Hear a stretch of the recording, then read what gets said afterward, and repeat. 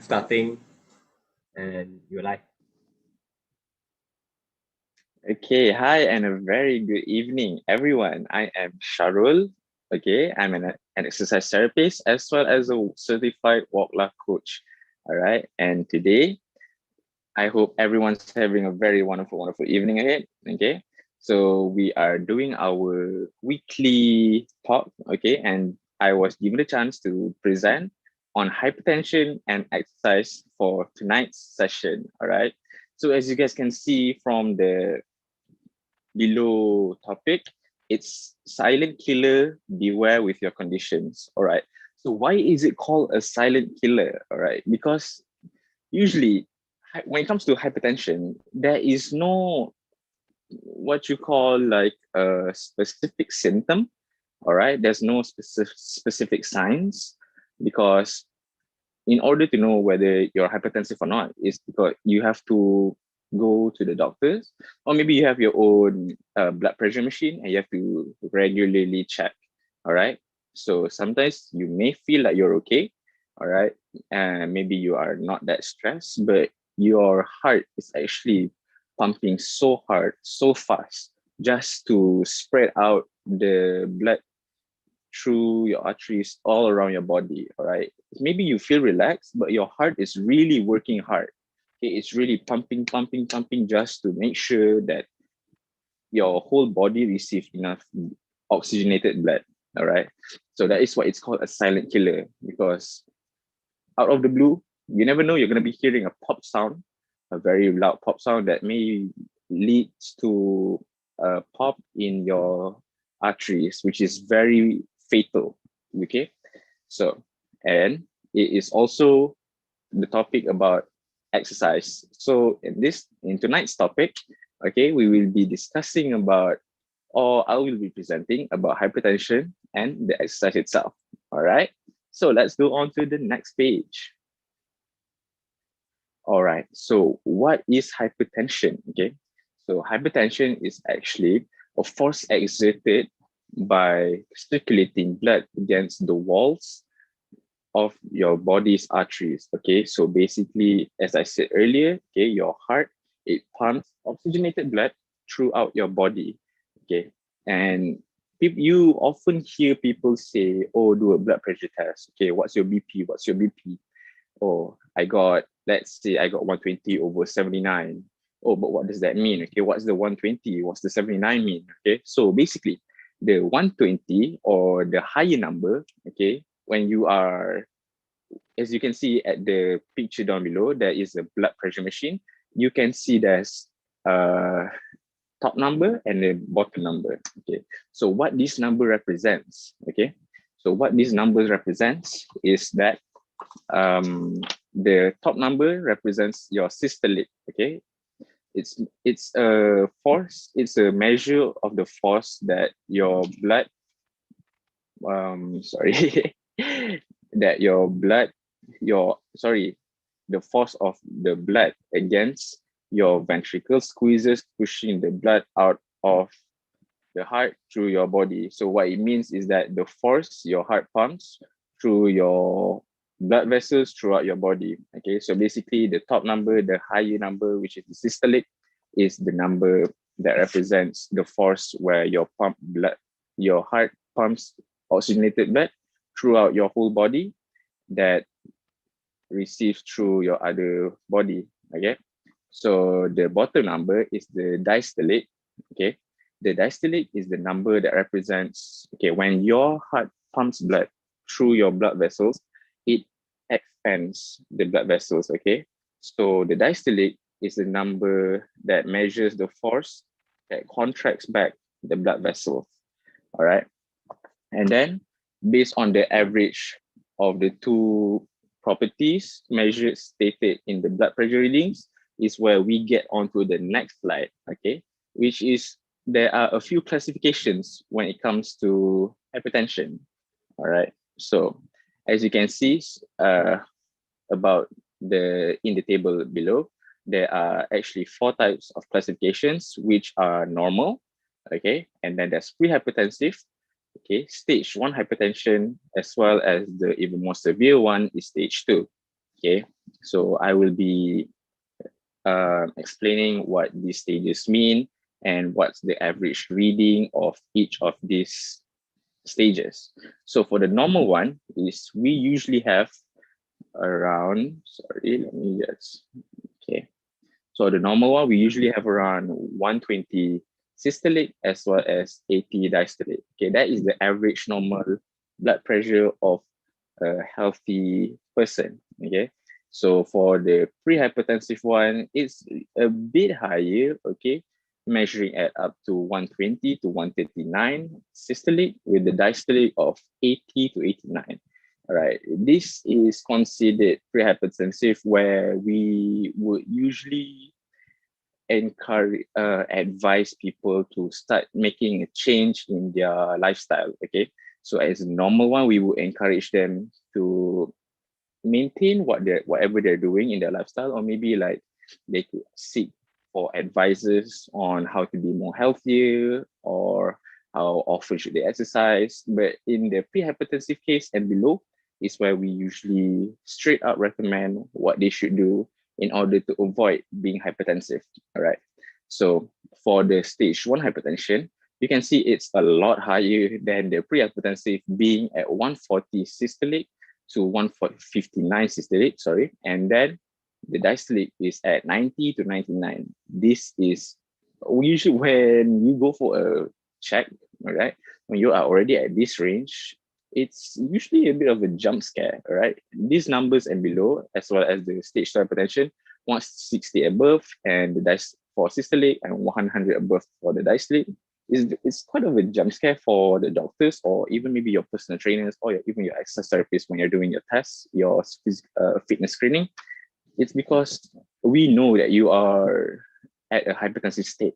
Okay, we have to be very, very cautious, and we have to make sure you have a change in lifestyle in order to avoid any other severe or serious um, a severe or serious, let's say, symptom that could lead to even more fatal, what you call that, uh, which could lead to fatal, sorry, which could lead to fatal things. All right. So on the next one is where we, it's basically the one where we recommend on the next table is where we see without compelling indicator.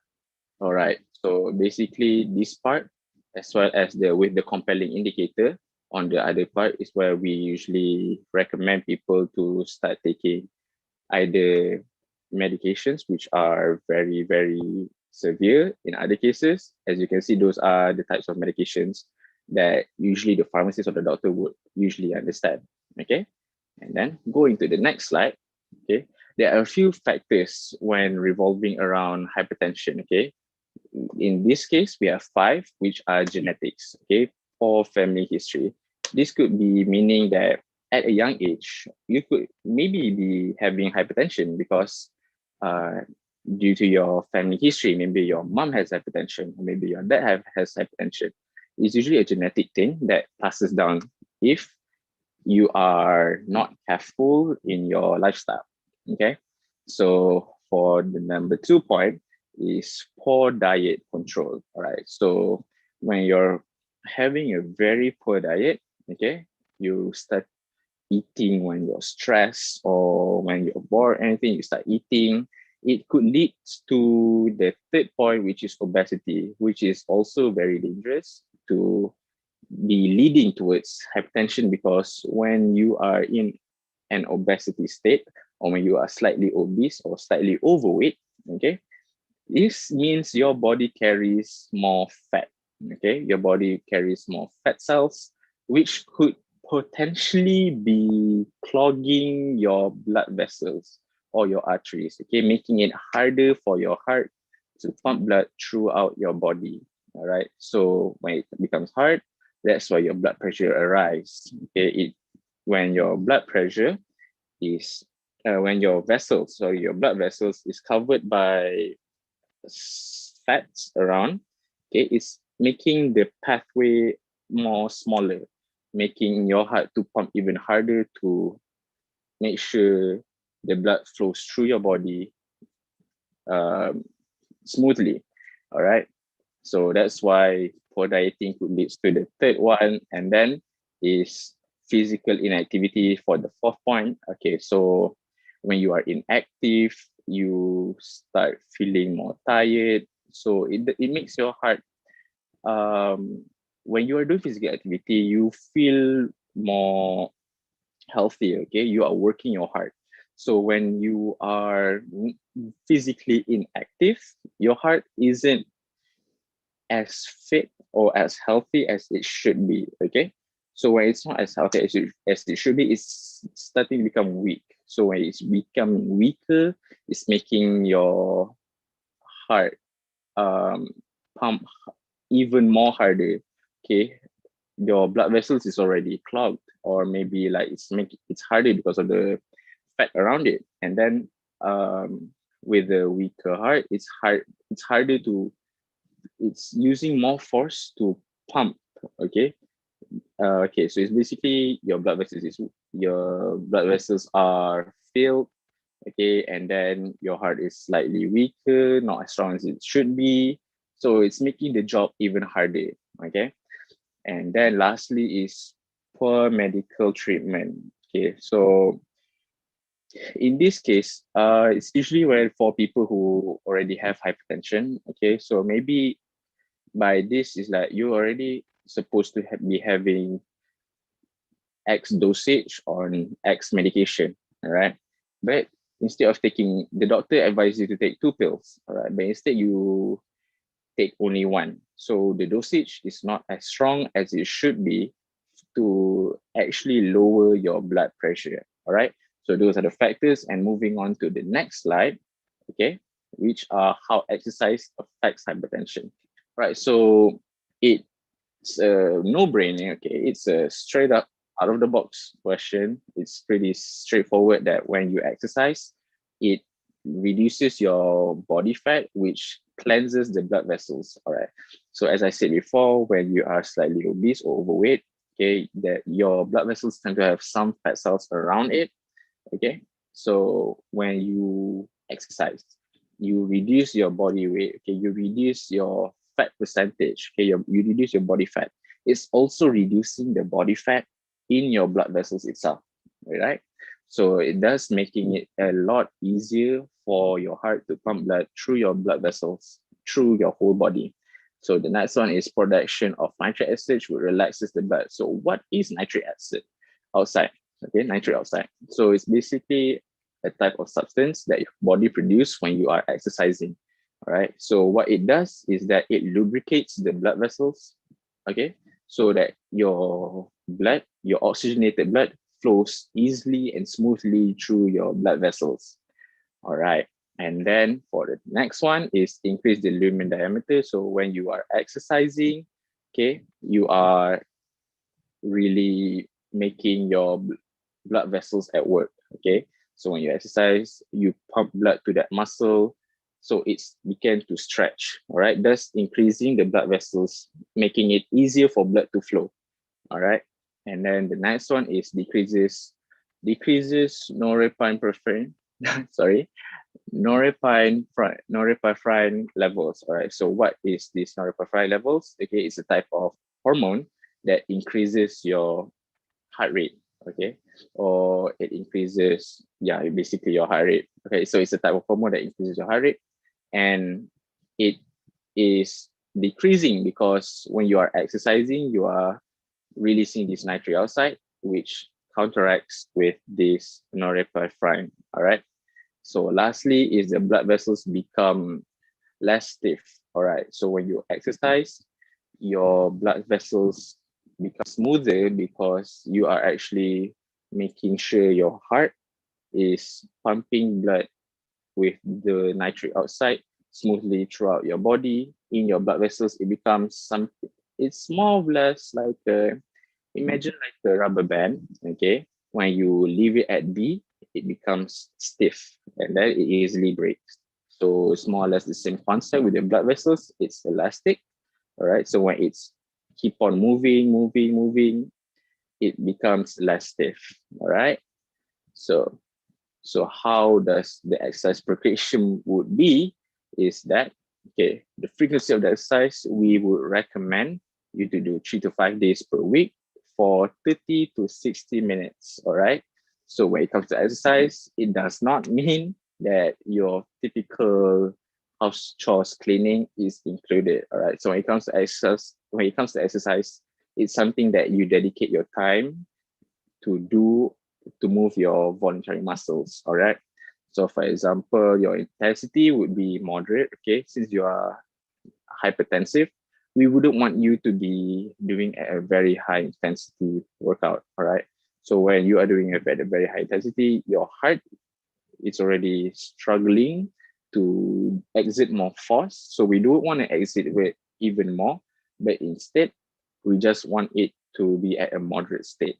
All right. For the type of exercise, we would recommend both aerobic exercise as well as resistant exercise. All right. So what it does, okay. So what we want you to do is emphasize that you should be doing at a prolonged, okay, at a prolonged duration. So instead of a typical 20, 15-minute walks, as we said, 30 to 60-minute walks is very ideal in this case. Okay. A rhythmic exercise using large muscle groups such as walking, cycling, and swimming. All right. So when it comes to rhythmic, there's nothing even more easier than cycling or swimming or even walking to do. All right. So when it comes to rhythmic, it's not going at how fast you want it to be, but actually controlling the motion of it. All right. So for example, you go for swimming, each stroke you count 1, 2, 1, 2, 1, 2, 1, 2. Right, something like that. You have to control the rhythm steadily. And then for resistance training, okay, we may supplement aerobic training and should consist 8 to 12 repetition for each muscle group, with last 3 reps being very exertive. All right. So what this does, okay, when it comes to resistance training, it's one of the best way to help with hypertensive patients, because when you are doing resistance training, you have to do not at a light weight, but slightly heavier, where at the last 3 reps, you really have to force yourself. All right. Why? Is because during these last 3 repetitions where you force yourself, for example, like during the 8 to 12, let's say 12 repetitions, okay, during the 9th repetition, you have to choose a weight that at the 9th repetition, you really have to squeeze, or you really have to force yourself to complete that repetition for 3 times, right? So on the 10th, 11th, and 12th repetitions have to be your hardest, because this is where nitric oxide in your body produced at its highest, all right? And the precaution, okay, so when you are exercising, there's always something that could happen, all right? So here are some precautions that we recommend to you all, which is you should not be holding your breath, okay, which could lead to high fluctuations in blood pressure. So when you are holding your breath, you are not really allowing the blood to actually oxygenate throughout your body because you hold your breath. So when you inhale, you exhale. So each repetition, for example, when you jog or when you walk, or let's say even if you do resistance training, okay, so each time you inhale, you exhale briefly. Okay, you breathe in, you breathe out normally. Okay, this will avoid this kind of fluctuations in your blood pressure. Okay, so it doesn't really, when you hold, your heart will be like, oh, where's the oxygen? All right. So when you are exercising, always try to breathe steadily. Okay, keep a 1-2 breathing rate. All right, inhale 1-2, exhale 1. So simple as that. And then the next one is people on medication should take their medications. All right, so there are certain cases where hypertension is very dangerous, such as the stage 2 hypertension. So what we recommend is that you should, for those who are on medication, should always take medication on time. Okay, we don't want it to be at an irregular time, because for example, like you're supposed to be taking it in the morning, you take it in the evening instead. All right, let's say you're supposed to take it in the morning and evening, instead you take it in the afternoon and night, or maybe you just take it even once. Okay, that's actually not helping because the main purpose of the medication is to constantly lower your blood pressure. So if it's fluctuating, all right, so like at one day you take it consistently, another you are not taking it consistently, so it's like, what's the point? Am I right? And then the third one is regularly check your blood pressure. Okay, so why you should regularly check? Because you want to be alert. Okay, you want to be, as I said, it's a silent killer. You never know what's the symptoms next. All right, there's no specific symptoms, there's no specific signs, so you have to make sure you regularly check to be in check. Get it? So you regularly check to know, okay, today I'm a bit higher, right? So let's work out properly. All right. So let's watch out what we eat, something like that. All right. And then for the fourth one is reducing and managing stress. Stress is also one of the factors that could lead to hypertension. All right. So when you're stressed out, okay, your blood pressure tends to rise. Let's say you have a meeting soon and then you haven't prepared your work yet to present to your boss. You're under stress. Okay. So this stress could actually be raising your blood pressure, all right? So any kind of stress in that matter. There are certain stress that are good, which is the stress of your muscles when you work out, but stress such as this, or like stress in general, the bad kind of stress, like let's say problematic stress, like I told you guys earlier about the meeting stuff. Okay, those kind of meetings, if you can avoid by managing your time or something like that, please do so, because the more stressed you are, the higher your blood pressure will be. All right. And then reducing salt intake. Okay, what salt does is that it makes your what salt does is that when you are reducing your salt intake, it it's basically when you take salt, okay, so it goes straight into your blood as well, crystal, which can also lead to clogging. All right, so when you reduce it, it's reducing the chance of it as well. All right, making it flow more smoothly, and then limiting the intake of food with high saturated fat. So it goes back to the main thing where when it comes to fat, we are trying to avoid accumulating fat in our body because we don't want it to be stuck in between our blood vessels. So if you avoid this kind of fatty food, this greasy stuff, okay, it's actually helping a lot with your blood pressure because there's nothing to block your vessels. All right. And thank you. That is pretty much it for my presentation.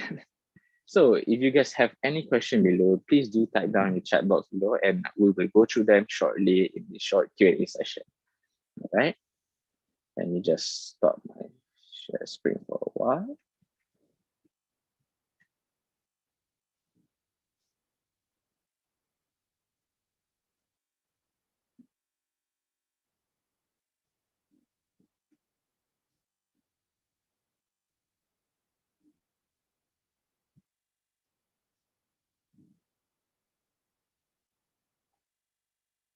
Okay, so do you guys have any questions?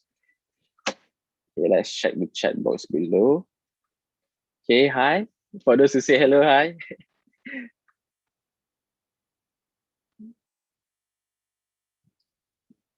Okay.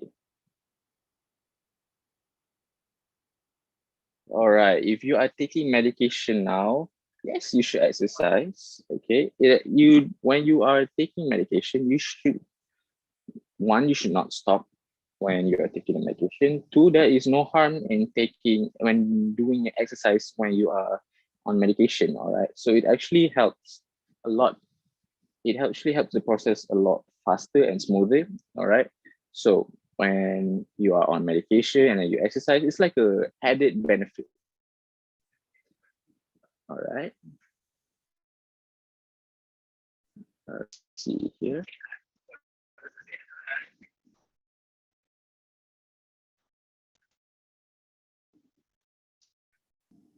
All right. So basically, that is a very good question from ethnology.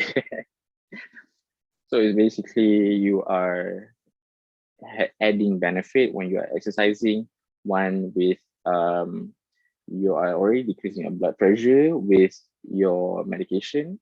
Two, you are adding more nitric oxide, for example, when you're doing resistance training, okay, you're adding nitric oxide that even smoothen the blood pressure flow, all right? So it's basically a 2+1 benefit, I would say.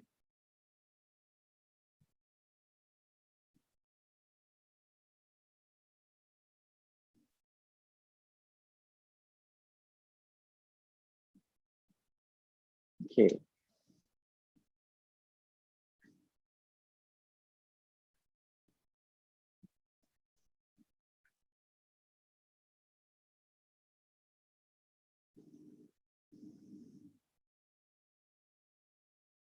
So are there any other questions from the floor that maybe you guys want to ask about hypertension or maybe exercising?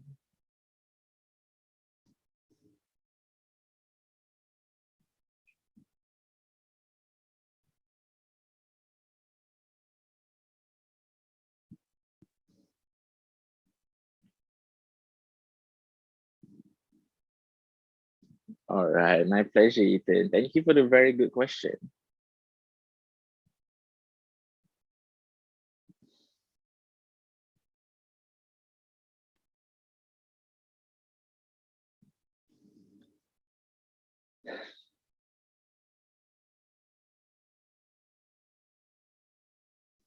All right, let's check the chat box one more time. All right, thank you very much everyone for joining. Okay, do stay tuned. All right, keep walking as your movement is as safe and secure. All right, we'll be having another session tomorrow in BM by one of our Walk coach, which is Adli. All right, stay tuned. Do look forward for that. And I hope you guys have a very wonderful, wonderful evening ahead. Thank you. My name is Sharul. All right, signing off.